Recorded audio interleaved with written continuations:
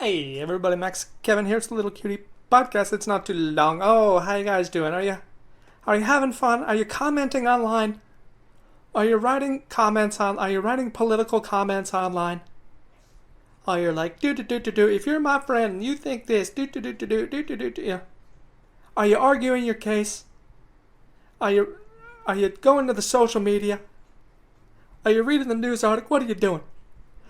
What are you doing with your Sunday? It's Sunday. It's Sunday afternoon. What are you doing? Are you spending time with your kids? No? You're writing comments online that no one will read? Oh, don't worry. It's okay. Little Jimmy doesn't think you're his father anyway. Um,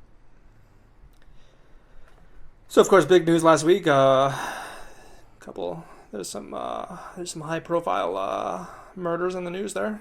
I guess slow news week. There weren't. People are. God, people are saying, okay, so this guy Charlie Kirk died. He was shot, and then of course this Ukrainian woman was also stabbed to death, and then there was I don't know, some mass shooting. I don't really know. I don't know what actually happened. I just hear what other people say happened. So everyone's like, oh my God, why do people? No one's even talking about this mass shooting. Everyone's talking about Charlie Kirk. Well, it's like, hey, did anybody famous die? No. Well, nobody cares. Robert Redford died yesterday. You know who else died? A bunch of people nobody cares about. I don't know if you guys know Robert Redford, but he was in a bunch of movies that I didn't see because he's way before my time. Except I did see one movie called Sneakers in the 1990s. That was pretty cool.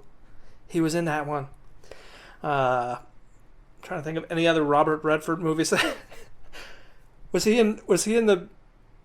Oh, what was it? What was he in? He was with Meryl Streep or whatever. Am I thinking of Clint Eastwood?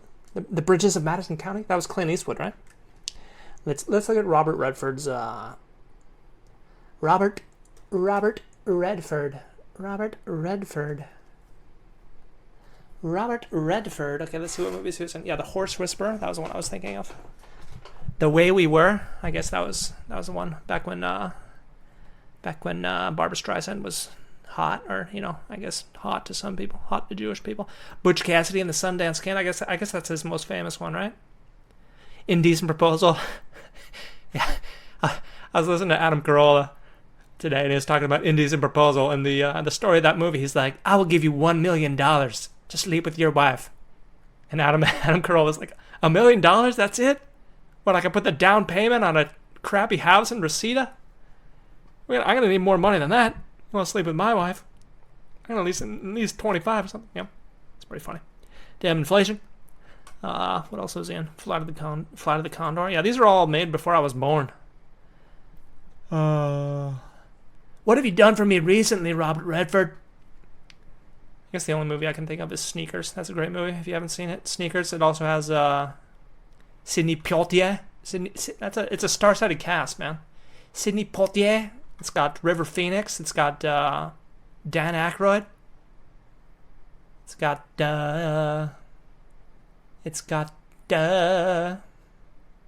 Oh, did he start the Sundance Film Festival? Oh, nice. He started the Sundance Film Festival, which became a communist propaganda film festival. Anywho, peace to Robert Redford. Still going strong with his acne scars. He had his acne scars till the day he died. Supposedly the acne there, it's like your body's releasing a lot of testosterone, a lot of hormones there, So if a guy has a lot of acne scars, maybe he's got maybe he's got other gifts, you know what I mean? Know what I'm saying? Anyway, yeah, so this guy Charlie Kirk, I probably heard his name once or twice. I don't know about any of these political pundits, Like they got him, they got who they got? The Jewish guy, what's his name? I forget. Anyway, these political people that just really don't. It's like they're famous, but all they do is talk about politics and shit. It's like, why are you famous exactly? You talk about politics? All right. Well, I don't know if you I don't know if you heard about Neil deGrasse Tyson.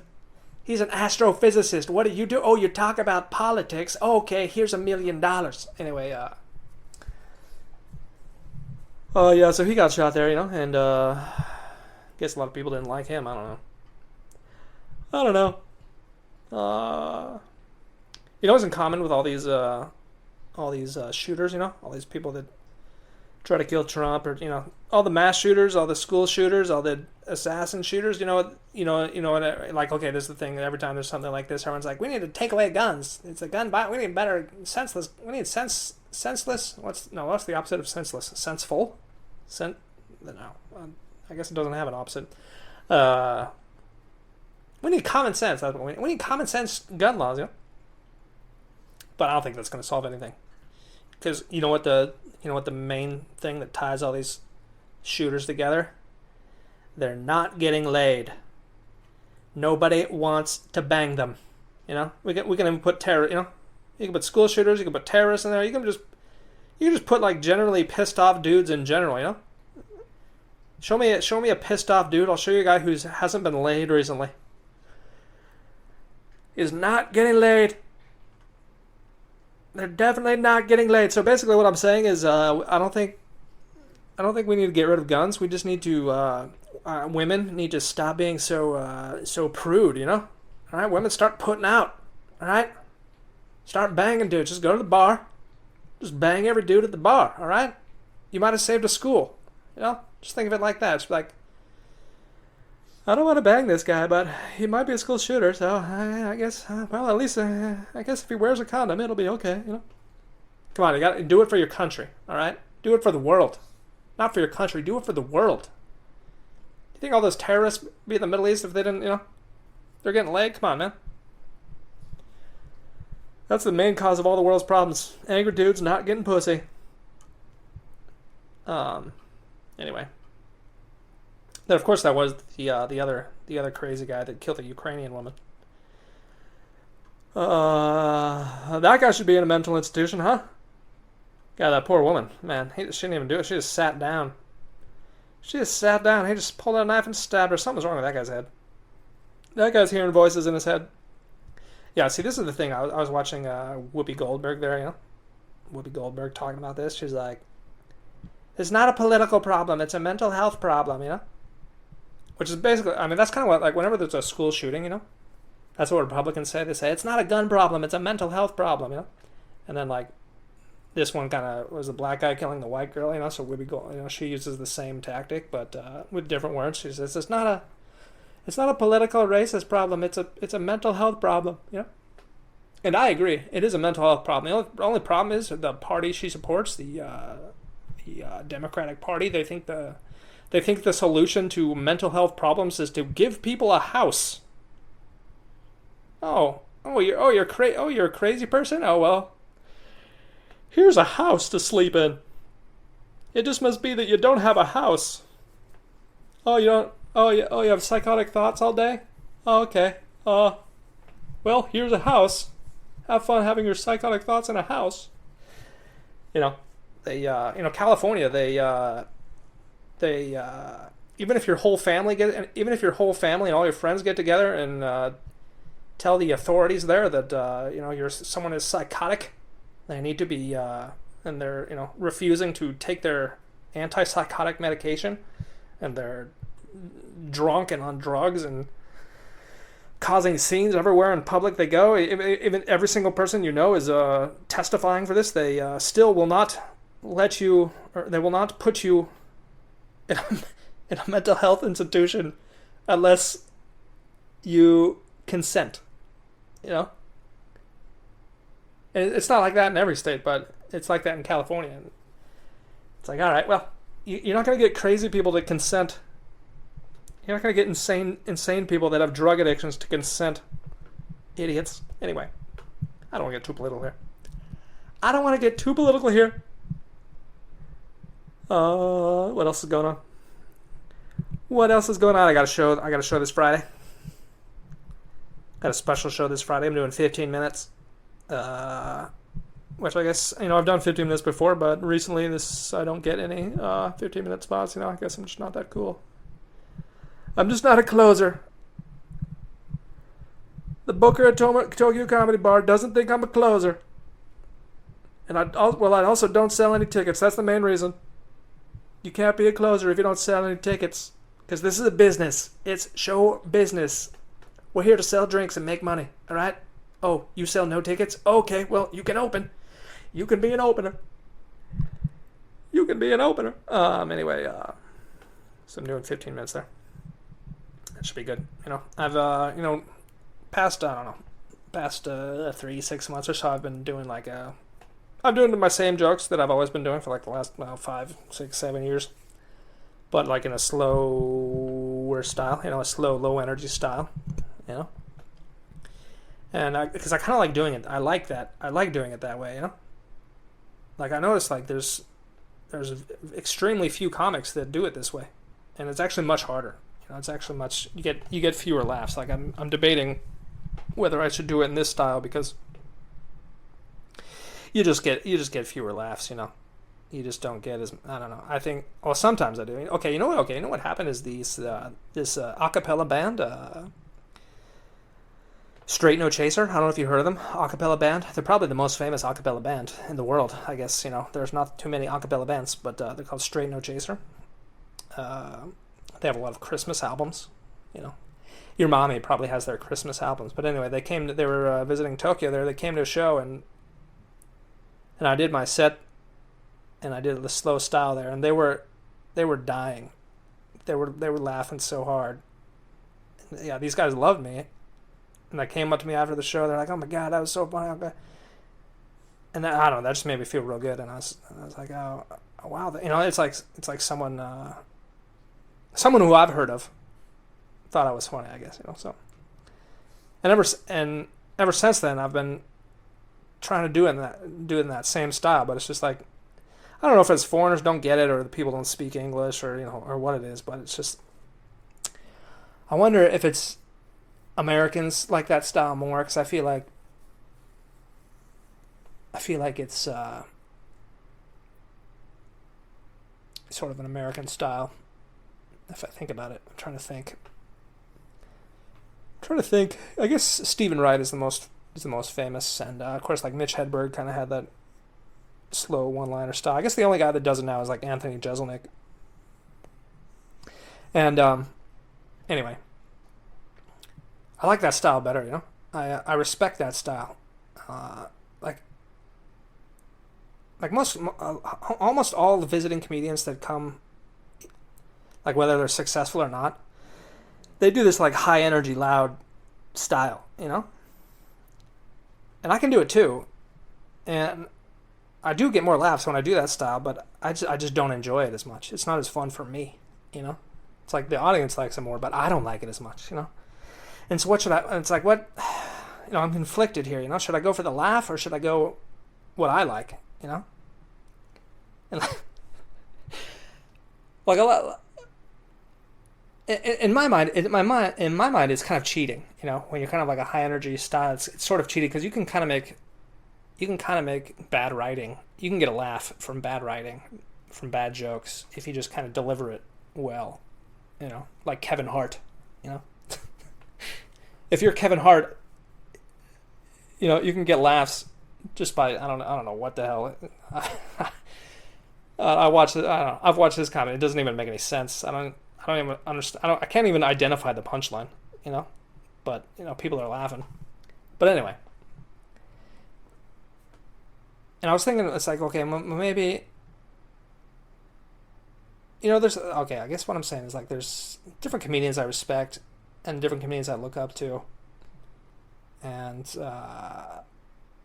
there's also other comedians that can do stuff that I can't do, So at first I was thinking it's well, maybe I don't like the people that do the high energy style because I can't do it well. And I'm just sort of telling myself that I don't like it because I can't do it. And then I thought, well, no, actually I can do it. I just don't like doing it. And then I started thinking about other comedians that can do voices and impressions, and I wish I could do that. I can't do that at all.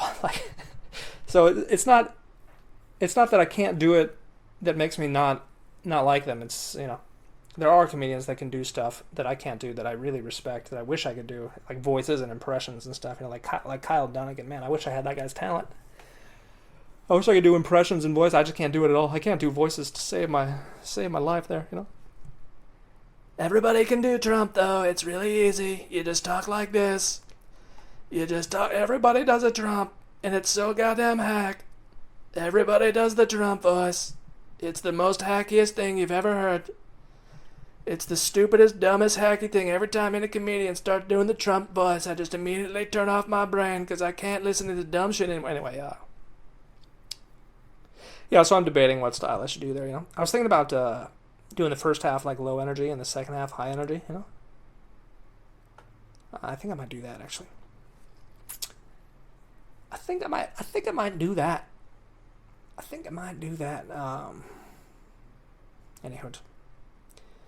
Anywho.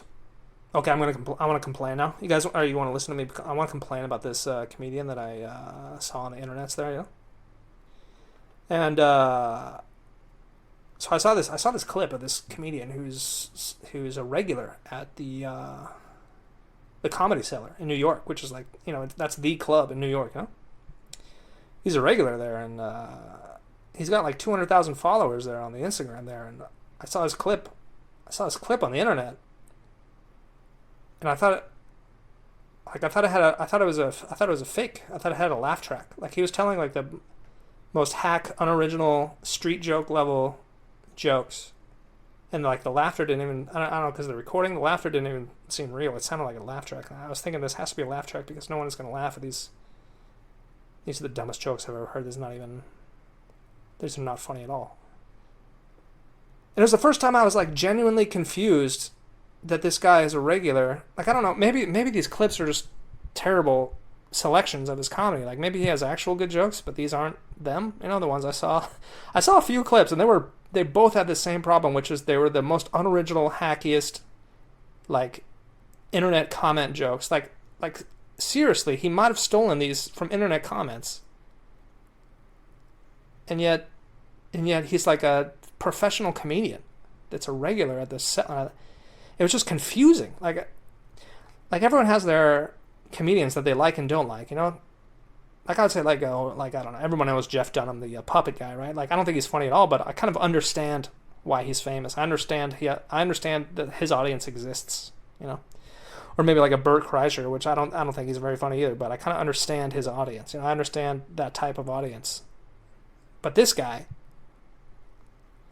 was just doing like hack street, like political jokes, like online comment jokes that anybody could write. And it's like, if you go to an open mic, you're going to see 100 people doing these exact same jokes and getting booed off stage. So it was so confusing to me because he wasn't getting booed off stage. And I was like, wait, what is it? What is going on? I've never been this confused by watching a comedian. And not only that, he laughed. Every one of his punchlines, he laughed before the audience laughed. Like he laughed to signal to the audience. And that is the worst. God, if you are a comedian and you laugh at your own punchlines, you need to quit. You need to quit comedy. That is the worst thing you can do. There's nothing worse than laughing at your own jokes. Especially because if you know the process of being a comedian, you've told these jokes hundreds of times. They're not funny to you anymore. The fact that you're laughing at them, you're laughing at them every time. Oh God, what a loser! What a hack loser! I don't know why this triggered me so much. I guess they say like negative emotion kind of triggers people more than, like if I saw a bunch of comedians that I really liked, I probably wouldn't even tell people about them, but if I saw someone that I hated, I'd tell everyone about it, I guess that's kind of a weird thing about human psychology. It's kind of, I guess that's why a bunch of online comments are all negative, But I was just, I don't know, this guy, I couldn't believe the material this guy was doing and the fame level that he reached by doing the dumbest, hackish, like for me, it's hard to write new jokes, and I think of jokes all the time, but then I think, oh, that's no one's gonna laugh at that. That's not funny. That's stupid. Why would anyone laugh? And so I never say it on stage, But this guy was, every one of his jokes was one of those, the lowest level, easiest hack political. Oh God, I could not believe it. I could not believe it. Anyway, hopefully by talking about this, it'll get it off my mind, so I stop thinking about how fucking terrible that guy is. Oh, anyway, it's kind of a long podcast there, huh? This kind of a long podcast there. If you made it this far, congratulations. If you're a woman, go have sex with people so they don't shoot up schools. You know what? Anyway, thanks for listening. We'll see you tomorrow.